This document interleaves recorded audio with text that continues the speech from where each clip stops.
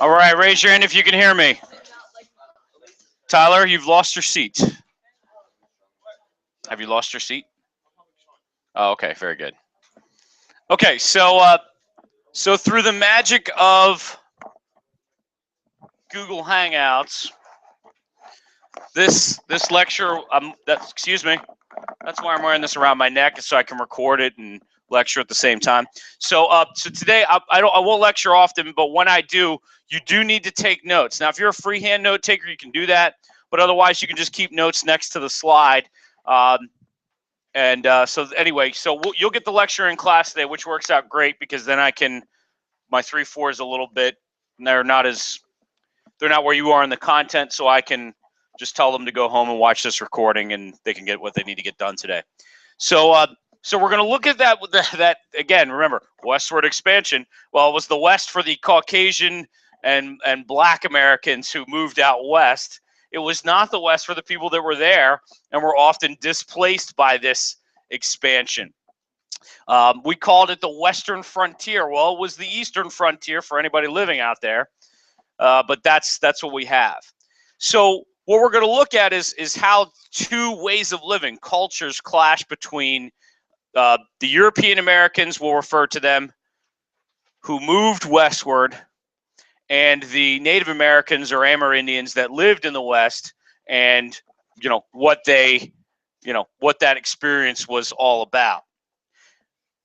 You're probably already familiar with the history of how the United States government and the United States people, in many cases, had found ways to move Native Americans out to the West, into places that those Americans thought, we'll never really want that land. People thought of the Great Plains as a huge American desert, basically. It wasn't really, good for anything like farming just yet. That's going to change. It's grassland. It has occasional and sometimes long-standing droughts, as it's experiencing now, by the way. So people thought, we'll push them out there. They'll be happy to live out there. There was a sort of point of view that Native Americans lived a sort of simpler, almost backward way of life where they didn't need, good land, for instance. And this was part of the cultural clash, was that European ideas of who gets to possess land, who gets to own land, related to whether you improved the land or not. If you did something with it, you planted a garden, you made a building, you fenced it in or something, that meant that you owned it. But if you failed to do that, if you sort of just, to the perspective of the Caucasian Americans, sort of rode around on it and never really settled down anywhere, if you were nomadic, you weren't really improving the land. So you didn't have the same rights to owning it as someone else might. So they moved out there, and there's going to be a certain way of life that's going to grow out there. This is called the Great Plains. These are grasslands.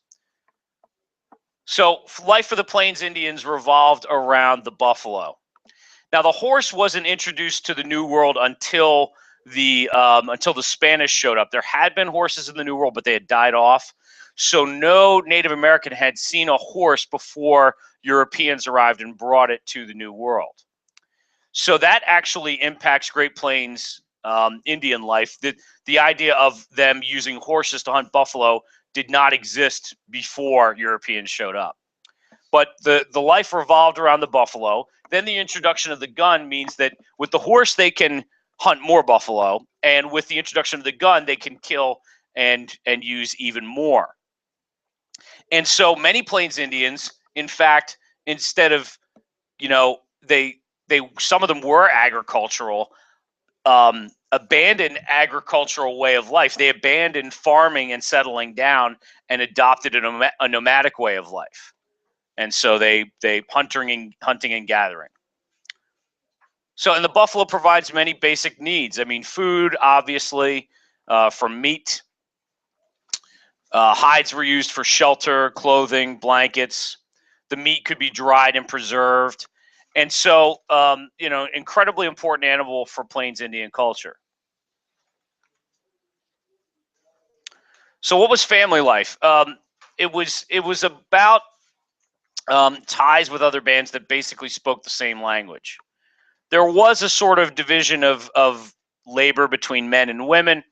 Men were typically hunters and warriors.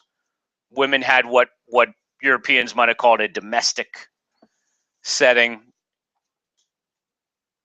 And so there was a very well developed system of beliefs among Plains Indians as well as to what explained the natural world. No formal education like Europeans would have looked at it, but children learned through ways that they still learn today, through myths and stories and games. And we bring you into a school and educate you, but I wouldn't say that what you learn here is even going to make up the vast majority of what you learn in your life. You learn through so many other things. I mean, think about, like, for instance, how you know how to act around other people. Besides your parents occasionally telling you how to act, you learn most of that by just watching how other people act. So life was communal because it was easy for groups to often break off and form their own, family and tribe. So leaders often ruled by council. There weren't people that commanded, because that person could easily be removed and they had to get the community behind them. There's a lot of face-to-face contact within the community, so people can, work with each other. And in traditional societies like this, you would see different ways of behavior. For instance, in American society, when it comes to crime and justice, the focus becomes deciding who is at fault or who has committed some wrong. Within traditional societies, like Native American societies or others around the world, people would be more interested in reestablishing the previous relationship.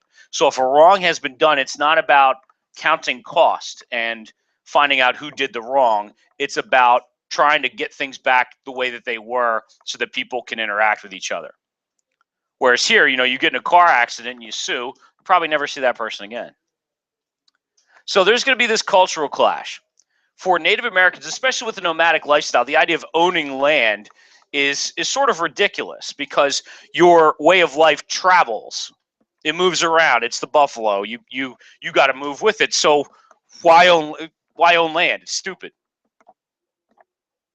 The problem is that the settlers, the Americans, the Caucasian Americans that are coming out, they want to own land. They want to own a plot. They want to plant it. They're not interested in living a nomadic way of life. In fact, they think that's sort of backwards to sort of, there's also something in there that says to Caucasian Americans that really you're trying to make land productive. They might draw on the Bible a little bit, where in Genesis it says to subdue the earth and multiply and things like that. So they're interested in putting land into cultivation, and to do that you have to own land. Of course, when there's herds of buffalo running around through your crops, that doesn't make you happy either. That simplifies it a little bit. So like I said, because Native Americans failed to improve the land, to do something with it, the European Americans felt, well, that they don't own it then. And in fact, they go away from it at some points. This little plot, they move with the buffalo go away, they go away. Okay, we'll just kind of settle down here. So many are going west to claim it, and there's lots of things pulling them out there. And we'll talk more tomorrow about what kind of technology opens up the Great Plains. Well, then you get gold. Then you get the promise of riches, which irrationally they run out there. Very few are actually getting rich. But the people that actually get rich in most of these gold rushes are the people that run out there not to find gold, but to set up stores and things to supply the gold rushers. They're the ones that get rich. So in 1858, gold's discovered in Colorado. That draws more people out to the west. Little mining camps, frontier towns. They're really set up. People aren't setting up to stay for very long. You okay, Sean?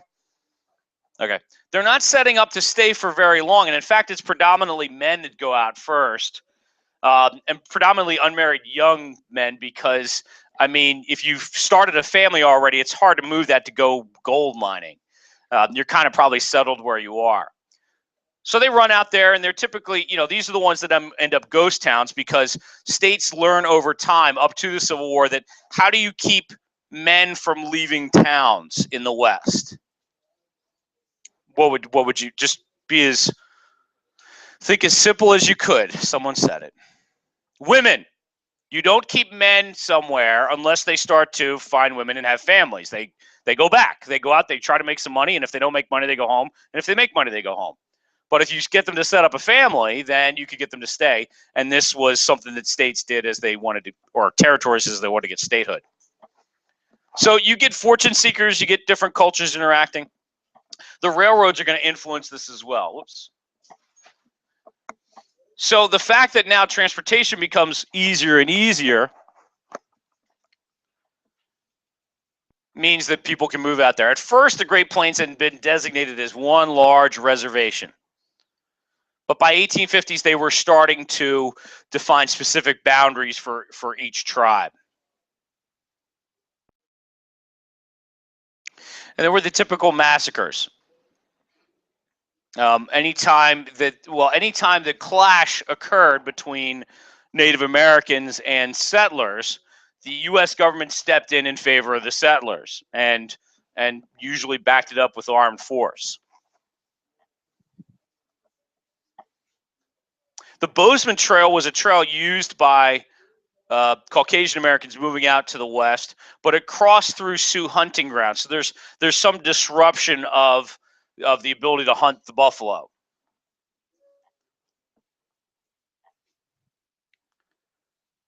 So at one point, the Red Cloud of the Sioux tribes asked for an end to the settlements. He was a little bit more sort of trying to see if they could solve it peacefully. Crazy Horse was a little bit more interested in military measures, and that's what they did. Eventually, they signed another treaty, a long story of treaties. This was known as the Treaty of Fort Laramie. So the U.S. agreed to close the trail to white Americans moving out west. The Sioux agreed to go onto a reservation.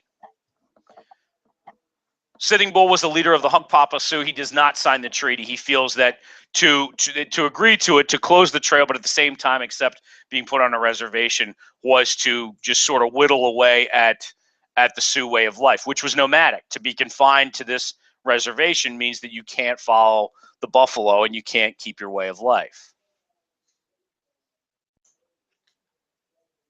So you have lots of different bloody battles going on out there, and they were small. These aren't large-scale wars. Typically, it would be raiding. The U.S. Army would then come in and would crush resistance. Often that it wasn't just a military matter for the U.S. Army. This wasn't just find their troops and kill their troops. In many cases, the idea was that if the tribes are unfriendly, we'll eliminate their way of life too. We'll eliminate the ways that they live so that they just sort of die off. 1874, you get another gold rush in the Black Hills. This was another area that had been set aside. George Armstrong Custer finds this, and another gold rush begins. This results in conflict. Custer's out there. He's supposed to be rounding up Amerindians and basically eliminating their way of life. He gets ambushed. He gets crushed out there and staggered. But by late 1876, the Sioux are defeated. So even though Custer loses, it's just a sort of blip on the radar in the United States government eliminating the Sioux Indian tribes. Sitting Bull eventually surrenders in 1881. It actually runs up to Canada for a little bit, but then eventually comes down and surrenders. So the government, what's the government doing? Let me see where I am so I can keep my time looking here. Okay. Oh, wow. Okay, we'll go fast. Okay, so what's the government support? Something called assimilation. Assimilation was basically the concept that Amerindians should be brought into American culture gradually, that they should give up their way of life and join white culture, basically. The Dawes Act was designed to do that. break up reservations. So instead of having a communal reservation shared among all the people in the tribe, you would give land to individual Native Americans, private property, basically, which is sort of what Amerindians would refer to as the white man's way.